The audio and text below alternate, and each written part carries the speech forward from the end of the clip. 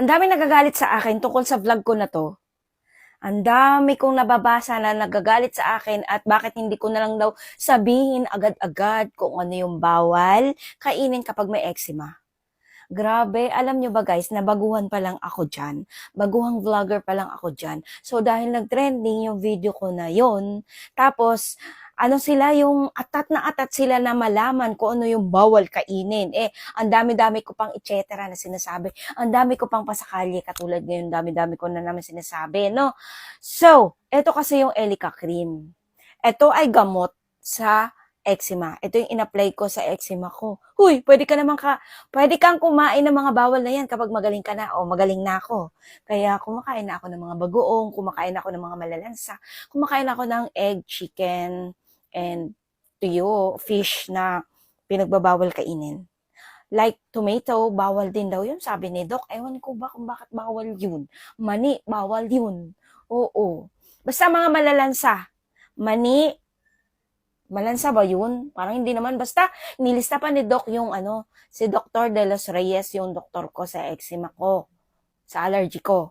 Pero, hindi po ako gumaling doon sa gamot na ibinigay niya sa akin, tsaka yung mga moisturizer na binigay niya sa akin. Dito po ako gumaling sa Elica. Pero yung Elica, hindi natin pwedeng ilagay to o i-apply sa ating eczema or allergy ng pangmatagalan. Guys, hindi pwede. Oo. Nag-apply ako nito sa loob lang ng 1 buwan. Oo. Tapos may nakapagsabi sa akin na kapag lumala yung eczema mo ay wag na wag ka magpapa-injection, magpa-inject ng steroid. Guys, although may steroid ito, kaya hindi siya pwedeng gamitin ng maramihan. Basta konti-konti lang i-apply nyo, no? Basta hindi siya pwedeng gamitin ng pangmatagalan kasi nga may steroid yung cream na to. Oo, ito po ay ano ba tawag sa mga ganitong sa mga ganitong cream. Basta hindi naman ako kasi, hindi ako doktor. Ay, about experience lang yung, sasabihin ko, Tapos, yung mga bawal, ayun nga, yung mga malalansa. Pwede mo lang kainin ay baboy.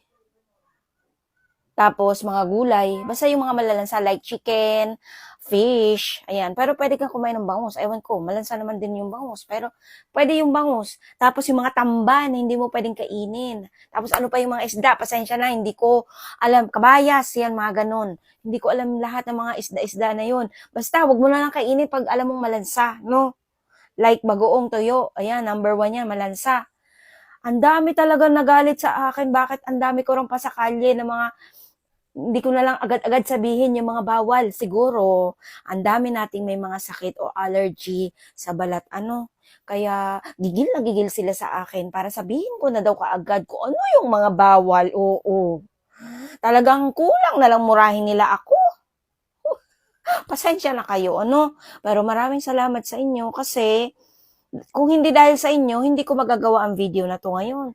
Ang tagal-tagal ko na hindi nakakagawa ng mga video, ng vlogs kasi wala, nabisi ako. Nabisi ako sa pagpo-promote ng mga products. Alam niyo na, hirap ng buhay ngayon kaya kailangan ko mag-promote ng mga products para kumita. 'Di ba? So ito ngayon dahil gigil na gigil kayo, ayun lang, mga malalansa. Pagbawal nyo na yan, mahilig ka sa mangga na may bagoong, oops, huwag mo nang kainin yan kapag ikaw may eczema. Okay? So, ayun lang. Gusto ko lang i-share sa inyo. Maiksing video lang to about dito sa Elica cream at kung ano yung bawal. Basta kapag alam mong malansa ha, nuulit ko. Bye!